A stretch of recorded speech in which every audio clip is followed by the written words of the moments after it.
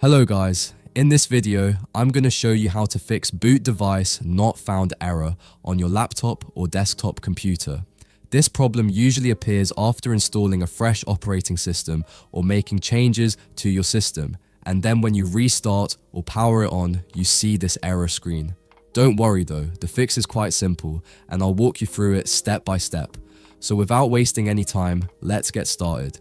I'm using a mini HP computer, and after installing Windows, my PC showing this error. If you see the same error, the first thing you should do is completely power off your computer and then turn it back on. You can also press Ctrl plus Alt plus Delete together to restart the system. As soon as the system starts and you see a blank screen, press the BIOS key. In my case, I am using HP system. The BIOS key is F10. If you're using a Dell system, the BIOS key is usually F2. Once you're inside the BIOS, go to the Advanced tab and then go to Boot Options. In UEFI, make sure this is enabled. Then under the UEFI boot section, press Enter and make sure your storage drive is moved to the top of the list.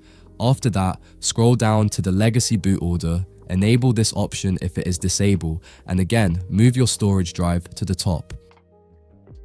After changes in boot, then press the escape key until you see the option to save changes. Save the settings and your system will restart.